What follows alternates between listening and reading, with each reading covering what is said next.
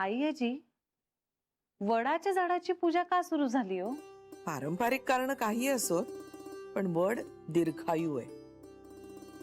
मुख्य म्हणजे बायकांच्यासाठी चांगला आहे, तुरट चवीचा आहे, स्त्रियांच्या तक्रारीसाठी उत्तम. म्हणून या झाडाशी बायकांचा संपर्क यावा हा मुख्य हेतू असेल. आणि काय ना, पूर्वीच्या काळी स्त्रियांना घराबाहेर जाता यायचं नाही. देवाधर्माचं काही म्हटलं की मिळायची परवानगी. शास्त्राच्या हेतूला देवाधर्माची जोड. पण स्त्रियांचं आरोग्य हा मुख्य हेतू होता. वाव, मला खरंच माहिती नव्हतं हे. तुला माहितीये, गावाकडे 4 सुख महत्वाची मानली जायची. या 4 गोष्टी असल्या म्हणजे माणूस सुखी असा समज होता. कोणत्या?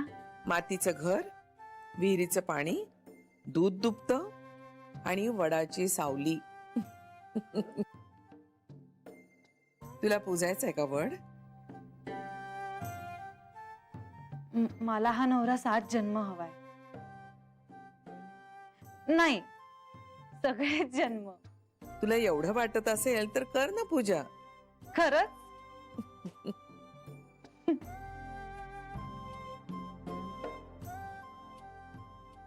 बाकी सगळ्यांना पण विचारू का मी? बघ विचारून. आले.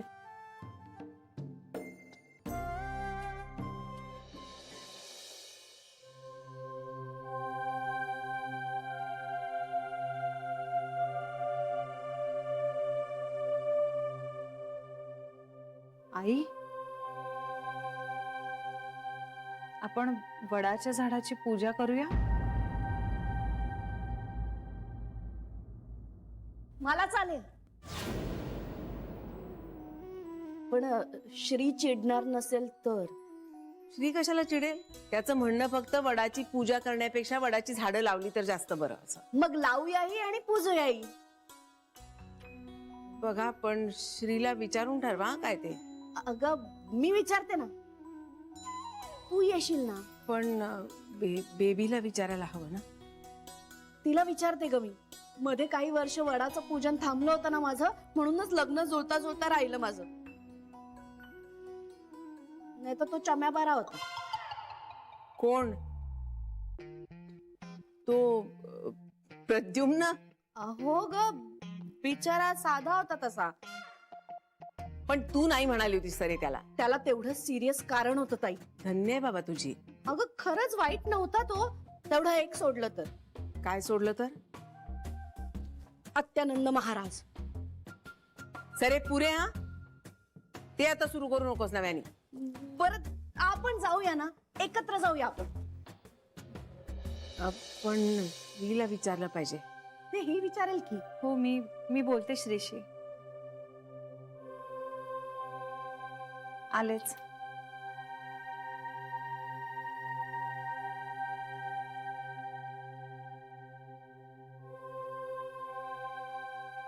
ताई चालेल ना? बेबीला नाही आवडणार सरे. तिला काय वड पुजलेलाही आवडत नाही. ती वड पूजत नाही, पण आपल्याला कधी अडवलं नाही तिने. मग झालं तर. पण जान्हवी बरोबर जायचं म्हटलं की डोकं फिरेल तिचं. हे बघ ताई, माझ्यासाठी देवधर्म महत्वाचा, कुणाबरोबर जातोय ते महत्वाचं नाहीये. अगं देवाचं कार्य आहे. तिच्याशी पटत नसलं म्हणून काय झालं? ती तिचा वड पूजेल, आपण आपला वड पूजू. तिच्यामुळे निदान वडाची पूजा तरी होईल. पण बेबी? परत तेच, तू नको उगाच बेबीचा बाऊ करू. मी विचारते तिला.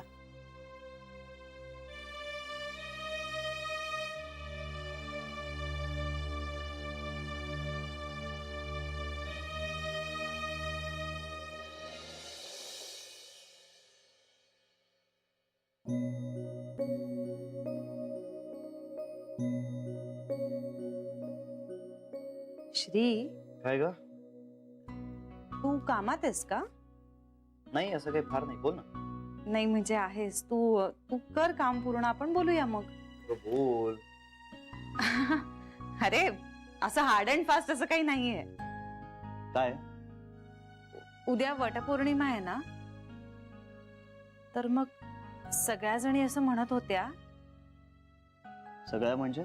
नाही, सगळ्या नाही, मला असं म्हणायचं होतं की वडाची पूजा करायची का? जानवी, वडाची पूजा करण्यापेक्षा ना वडाचं झाड लावलं पाहिजे. हो, ते मान्य आहे श्री, पण तरीही तुला जायचं असेल ना तर. नाही, तसं काही नाहीये. जानवी, आपल्याकडे वड पूजण्याची प्रथा किती जुनी आहे बघ. म्हणजे त्यावेळचा समाज किती प्रगल्भ होता बघ. पौर्णिमेच्या दिवशी वडाची पूजा करायची. आणि आज एखाद्या बिल्डरचं प्रपोजल आलं की तो पूजलेला वड तोडून टाकायचा. काय विरोधाभास आहे हा. अरे पण आपण काय करू शकतो श्री? एक्झॅक्टली. आपण स्टँडच घेत नाही ना काही. आणि आपण स्टँड घेत नाही त्यामुळे आपण पुढच्या पिढीसाठी उत्तम वातावरण आणि ऑक्सिजन निर्माणच करू शकत नाही. अरे तुला जितकं भयंकर वाटतंय तितकं काही नाहीये श्री. भयानक नाहीये. माझ्याकडे डेटा आहे जानवी. आपल्याकडे ना पूर्वी 50-50, 100-100 सेंटीमीटर व्यासाची झाडं होती. किती? 50-100 सेंटीमीटर व्यासाची. पण आज 97% झाडं त्यातली तोडलेली आहेत. आपल्याकडे जंगलच उरलेलं नाहीये. मग झाडं कुठून येणार? आणि ही इतकी मोठी झाडं आता किती उरली आहेत? फक्त 3%. पण मग आपण झाडं लावू शकतो ना? हो, लावू शकतो ना. आपण लावू शकतो. पण आजच्या सगळ्या दगदगीच्या आयुष्यात आणि स्पर्धेच्या जगात ना माणूस खूप आत्मकेंद्रित झालाय. मी, माझं घर, माझा संसार, माझी मुलं, माझा जॉब, बस. त्याच्या पलीकडे आपल्याला समाजासाठी काहीतरी करायचं असतं याचा विचारच नाही करत आपण. आता आपल्यालाच काय ते करावं लागणार आहे. मला मान्य आहे झाडं लावली पाहिजेत, पण कुठे लावणार? Good question. आपल्या वन खात्याकडे ना 21% जमीन राखीव असते. कशासाठी? वन वाढवण्यासाठी. पण त्या जमिनीवर नेमकं काय घडतं काहीच माहित नसतं आपल्याला. म्हणजे सरकारी कागदोपत्री असं लिहिलेलं असतं की कोट्यावधी झाडं लावलेली आहेत, पण खरं काय आहे? आता मी आणि माझ्यासारखे आणखीन काही मंडळी जे या सगळ्यासाठी काम करतात, आम्ही ना राईट टू इन्फॉर्मेशन ऍक्टला एक मेल पाठवलाय. आम्ही त्यांना विचारलंय की आम्हाला सांगा कुठल्या प्रकारची झाडं लावली आहेत, किती वर्षांपूर्वी लावली आहेत, कुठली झाडं आहेत, किती लावलेली आहेत, आम्हाला सगळी माहिती मिळाली पाहिजे. बघूया आता काय रिप्लाय येतो. खरं तर मला काय वाटतं माहितीये, आपण किंवा आपल्यासारखी इतर मंडळी जे अफोर्ड करू शकतात त्यांनी ना सरळ जमीन विकत घ्यायला हवी आणि झाडं लावायला हवी. जानवी, हे सगळं आपण पुढच्या पिढीसाठी करतोय ना ग. प्रत्येकानं आपल्या मुलासाठी एक तरी झाड लावलंच पाहिजे. वड, पिंपळ, आंबा, फणस अशी नानाविध प्रकारची झाडं लावता येतात. श्री, आपण वटपौर्णिमेच्या निमित्ताने एक वडाचं झाड लावूया.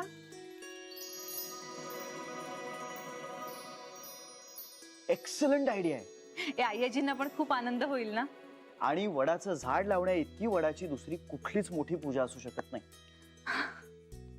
पण कुठे लावायची? जागा आहे. पण वडाचंच झाड लावूया ना, का म्हणजे? हो, सध्या वडाचंच लावूया, कारण वडाचं झाड ना हे दीर्घायुषी असतं. म्हणजे काय, त्याचं मूळ खोड जरी मेलं ना तरी त्याच्या पारंब्या खोलवर रुतलेल्या असतात. वर्षानुवर्ष जगतात त्या. खूप बियाणं देतात. शिवाय त्या झाडावर दिवसा रात्री पक्षी बसतात. हे असं वडाचं झाड शेताच्या बाजूला असणं फार फायद्याचं आहे म्हणतात. त्या शेतातल्या पिकावर कीड येत नाही, कारण त्या झाडावर बसलेले पक्षी ती सगळी कीड खातात. त्यांच्या विष्ठेतून गांडुळांची अंडी पडतात, जी शेतकऱ्यांसाठी गांडूळ खताला उपयोगी येतात. एवढे फायदे आहेत बघ ना. भरपूर सावली, खूप ऑक्सिजन, फायदाच फायदा. चालेल, चला मग आता पारंपरिक पद्धतीने वडाची पूजा करण्याऐवजी आपण वडाची झाडं लावायची. हे खरंच खूप छान आयडिया आहे. जानवी, हा,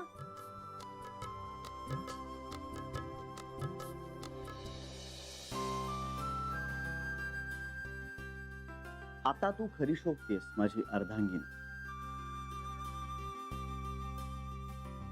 श्री,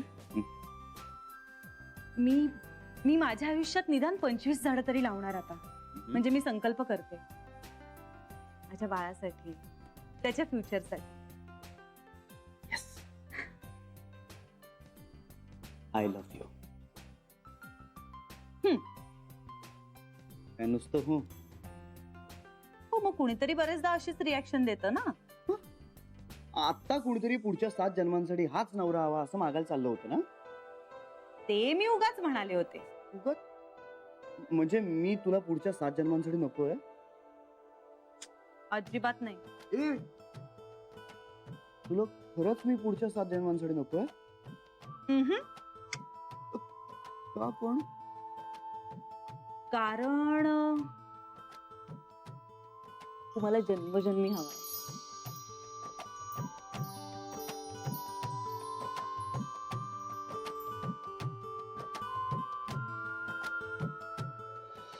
डोक्यावर पडलीस का सरू? या जन्मात मला माझा नवरा सहन होत नाही, पुढचे 7 जन्म मागून घेऊ त्याला. पण लग्न तर केलंयस ना तू. चूक झाली माझी. हो, पण मोडलेलं नाहीये ते अजून. पण ते मोडल्यातच जमाय ना आता. पण अजूनही ऑफिशियली तुम्ही नवरा बायकोच आहात. त्याचा अभिमान नाही वाटत मला. पण मोडणं अशक्य नव्हतं तुला. अगं आईचं किती ऐकून घ्यावं लागलं असतं. त्याला तू घाबरतेस असं नाही वाटत हा मला. तरी पण तरीही तू मोडलेलं नाहीयेस याचा अर्थ असा होतो. याचा अर्थ असा आहे की मी मूर्ख आहे. हो ना, मग काय हरकत आहे. सगळा मूर्खपणा आहे हा. आता तूच म्हणालीस ना तू मूर्ख आहेस म्हणून, मग आणखी एक मूर्खपणा करायला काय हरकत आहे. काय खूळ काढलाय सरू हे. अगं असं काय करतेस, आपण सगळ्या एकत्र जाऊया ना. सगळ्या म्हणजे सगळ्या म्हणजे तू, मी, ताई, शरूला विचारते आणि आणि कोण? जान्हवी.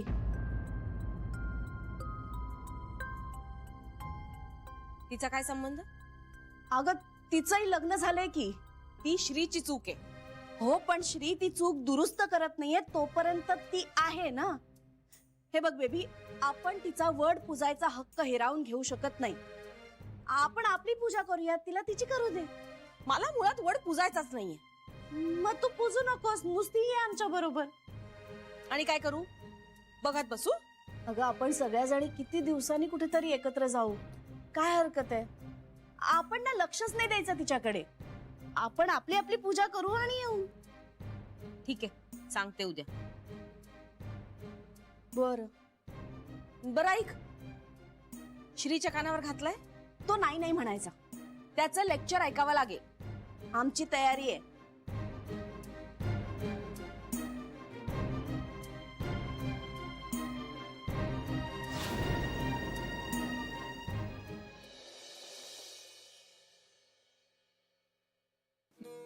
आई आता शरयू आली ना की निघू आम्ही. शरयू हसायला काय झालं?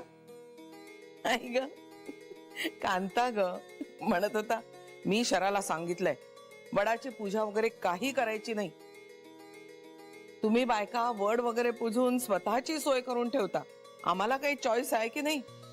तुम्ही वड पूजून 7 जन्म तोच नवरा मागता. आमची फरफट उगाच. मोठी फरफट झाली की नाही भाऊजींची? मी तेच म्हंटल त्याला, तर म्हणतो कसा तिची तरी फरफट झाली ना. मी तिला सांगितलंय पुढच्या जन्मात तरी चांगला नवरा माग, हाच कशाला हवाय पुन्हा. भाऊजींच्या ना जिभेला काही हाडच नाहीये. या गाठी ब्रह्मगाठी असतात वर बांधलेल्या. तो म्हणाला या जन्मात ती वड पूजणार, पुढचे 7 जन्म ती तोच नवरा मागणार, मग पुढच्या जन्मातही 7 जन्म तोच नवरा मागणार, मग पुढच्याही जन्मात तेच. अरे 7 7 7 म्हणजे याला काही अंतच नाहीये. म्हणतो कसा. आता मी ठरवलंय शरांनी प्रदक्षिणा घातल्या ना वडाला की मी सुद्धा उलट्या प्रदक्षिणा घालणार आणि त्याचा परिणाम 0 करणार. म्हटलं तू काहीही कर, शरा वड पूजणार आणि जन्मोजन्मी असंच चालू राहणार. हे असं जन्मोजन्मी चालण्यासाठी वड असायला तर हवेत. जान्हवी, तुझं ताट कुठे पूजेचं? आईजी, यावेळी मी फक्त हात जोडणार आहे वडासमोर. या येजी, वटपौर्णिमेच्या निमित्तानं आज आपण झाडं लावणार आहोत. चला, झाली का तयारी तुमची निघायचं? ए बेबेत्या, यावेळी आपण वडाची पूजा नाही करणार आहोत, तर वडाचं झाड लावणार आहोत. आता हे कधी ठरलं? कालच कुणी ठरवलं? आम्ही.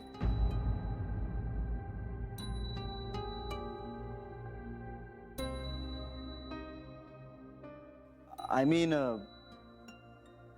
मी ठरवलंय. आणि काय हरकत आहे ना? हरकत काही नाही रे. ठरवता तुम्ही आणि आम्हाला जे गृहीत धरता ना त्याचा राग येतो मला.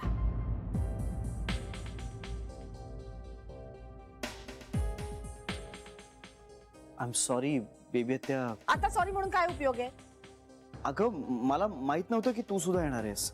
मी काय करते ते तुला कधीच माहित नसतं श्री. बेबेत्या, नको ना चिडूस. चल ना, जाऊया ना.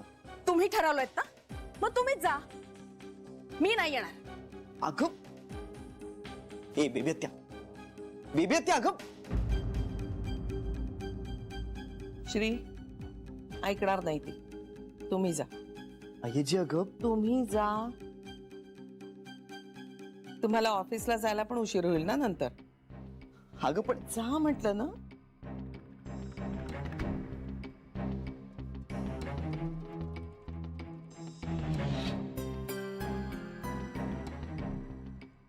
आई चल निघूया.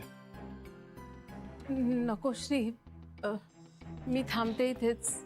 बेबी, अगं मला वड पुजायचा होता, लावायचा नव्हता. मावशी, अगं आपण वड लावलाच नाही तर कसा पुजणार आहोत? ते सगळं देव बघून घेईल, आपण कशाला त्यात पडायचं? ए आई चल ना प्लीज. नको श्री, मी अरे मनापासून सांगते, तुम्ही दोघं जा. श्री तुम्ही दोघं जा.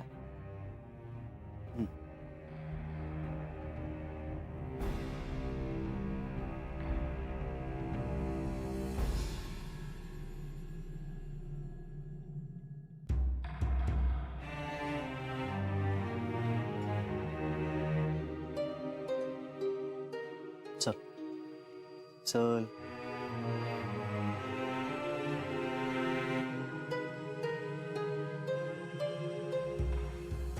येतो. चल.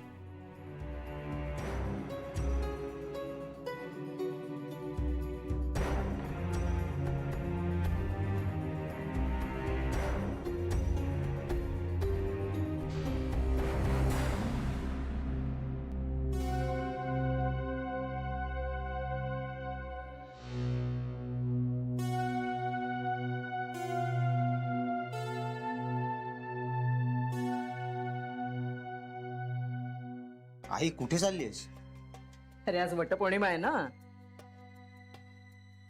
नवरा कसाही असला तरी मी कर्तव्यात चुकणार नाही. वड पुजून नवरा टिकत नाही, चांगलं वागून टिकतो. चांगलंच वागतेय मी. असं फक्त तुझं म्हणणं आहे. हे बघा, आज माझा उपवास आहे. पण त्या ह्यांना सांग मला अजिबात काही वेडं वाकडं बोलू नका म्हणून. तू सांग बरं त्यांना. पिंट्या, तिला सांग मी तिला बायको मानत नाही, त्यामुळे माझ्यासाठी वड पुजायची काही गरज नाही. पण मी मानते ना. पण मला नकोय ते.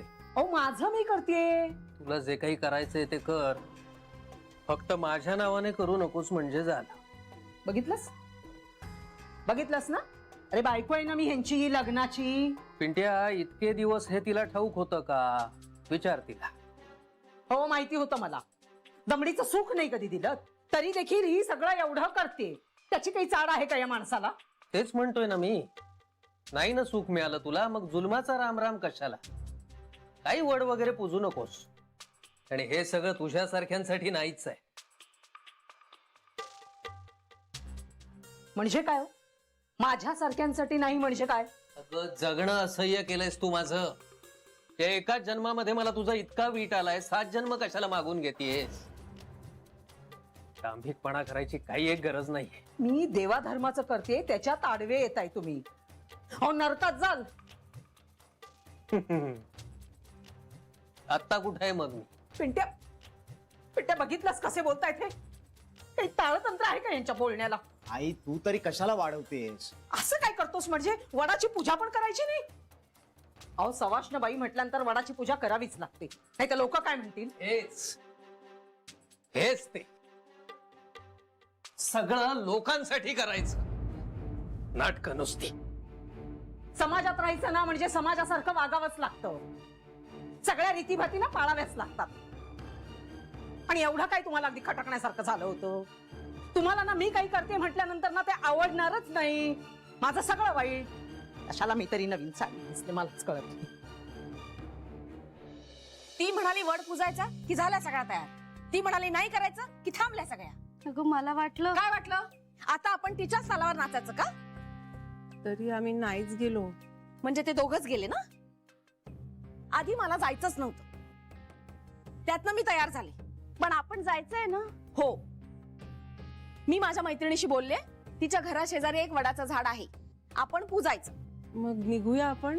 हो, तिला दाखवून देऊया ना, तिच्याशिवाय आपलं काही अडत नाही म्हणून. मला तर वड पूजायलाच हवा, ऍटलीस्ट पुढच्या वर्षी तरी लग्न व्हायलाच हवं माझं.